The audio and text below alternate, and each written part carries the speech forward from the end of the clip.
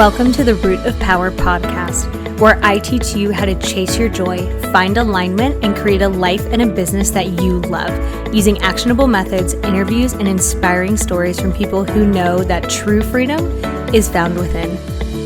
I'm your host, your always hype woman and sometimes ass kicker, Amanda Chils, and I am so proud of you for choosing to step into your power. Come along, we've got dreams to build.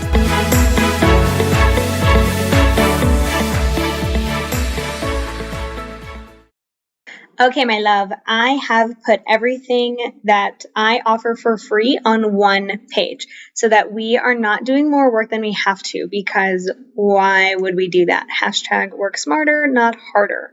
So livemyhappyhealth.com/free. You are going to find everything I've created for not only leveling up in your personal life and building a life that you love, but leveling up in your business life and building a business that you love. Okay? livemyhappyhealth.com/free. Love you. So we're trying a new thing for the podcast where I'm with the horses. Because why not? It's my business and I can do what I want. So welcome from my front yard. If you hear increased farm noises, that is why I'm outside. I used to record in the house, but now I'm outside. So today I want to talk about finding your purpose.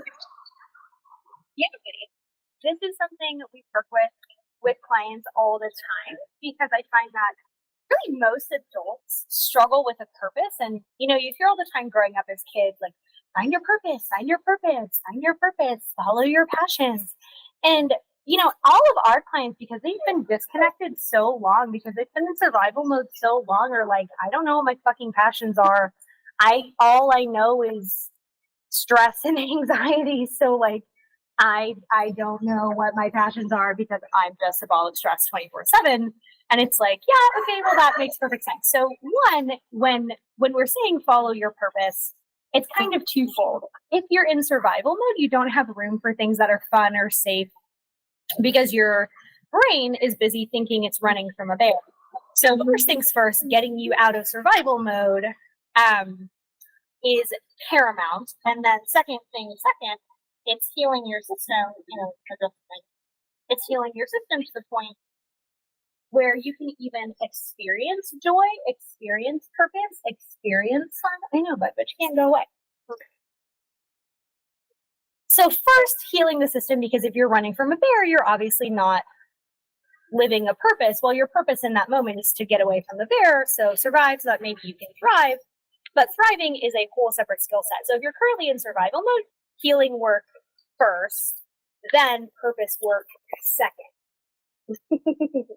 And this is something we hear a lot, and people are like, sometimes, especially in the US, like, there's such a narrative around follow your purpose, and if you're not living your purpose, then you're a failure. And in, so many other countries, like,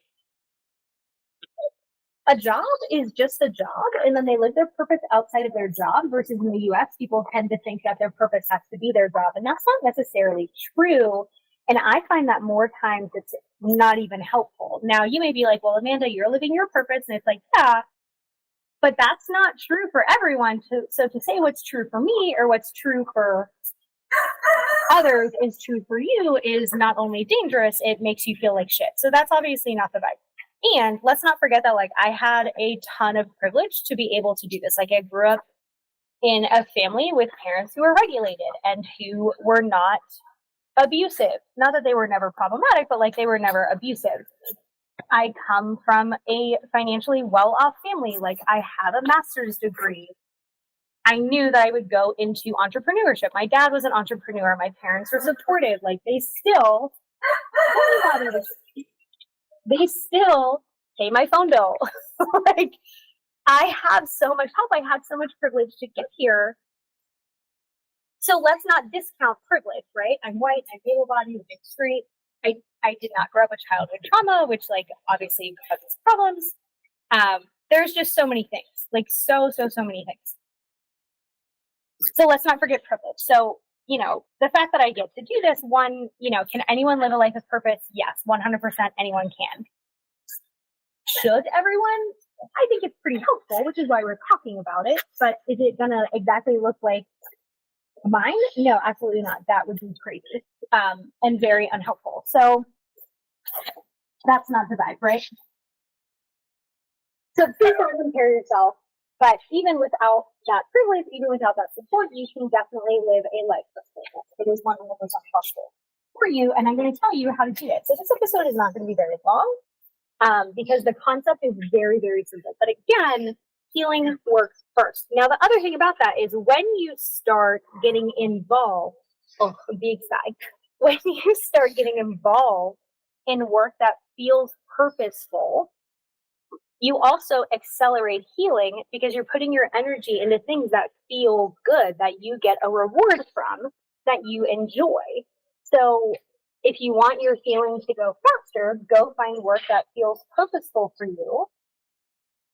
And let's do it. Now, that's not to say quit your job and take on a new job. Again, your purpose does not have to be your job at all. Your job can be the thing that pays the bills, and your purpose can be the thing that lights you up. And you would be like, well, Amanda, I don't know what lights me up. I can't feel anything. It's like, okay, well, then you have healing work to do. And let me give you this very simple framework. But first, let me give you some thoughts and things that I see. Many people will be like, well, I don't know what my purpose is. I find I don't know to be like the least helpful statement on the planet because it stops you dead in your tracks, right? So if you're like, well, I don't know, and then you stop there, it's like, okay, cool, well, you're never going to know. So just guess, literally land on anything. And then you'll be like, yeah, that's true, or no, that's not true. So please never again say, I don't know. Just remove it from your vocabulary. If I did know, it would be X. And once people start like getting involved in their purpose, again, it doesn't have to be a job. They feel so much better. So it's like they start building a community because what do you have in common with the other people there? Oh, you all share the same purpose. You start doing work that feels meaningful. Your life doesn't feel empty anymore because, again, you're doing purposeful work. Like that's one of the things that humans need to be happy is like work that feels purposeful, like we're making a difference. And that's what people want. So often they want to feel like they make a difference. And the way that we do that, my sweet baby cinnamon roll, is by doing work that feels purposeful, that fills your soul so that you're not just an automaton going to work and coming home and feeling like you hate your life. Like, let's get you behind something so your energy feels lit up and wonderful. And we can do that. So the way that you do it, this is the way that I have found to be helpful. There may be other ways. I'm not saying this is the best way, only the way that works for me and my clients. I ask people, so ask yourself, what about the world makes me angry or breaks my heart? For me, that is people suffering when they don't have to, because they don't know better, because they are in trauma, because they've never been taught, which is why all of my work is educational. So people suffering breaks my heart. Animal suffering breaks my heart. The way that veterans are treated after they get out of the military makes me so angry, I want to light it on fire. People who are on power trips in positions of power make me angry. People who victimize others because they like a power trip make me angry. So I do a lot of work with victims of abuse. I also do a lot of work for first responders, for military, for law enforcement, because if they're not healed, if they're not regulated, other people suffer because they're in positions of power. And that's a problem. Someone who is unregulated, who flies the handle, that's just not a good look, right? So that makes me angry, so I do work to fix it. Now, you're going to immediately know when I ask the question, what makes you angry about the world or breaks your heart? There is your answer. Now, go find a way to get involved with that. So, like, I have a client who loves sea turtles, like, loves them. They have these cute little sea turtle earrings. Like, they just love sea turtles. And we were talking about purpose a couple months ago. And they were like, well, I just love sea turtles. And I said, okay, well, what if you like took a trip to go work with sea turtles? What if you donated to the aquarium who does sea turtle rescue? What if you did some work for an organization, volunteer, did whatever for an organization that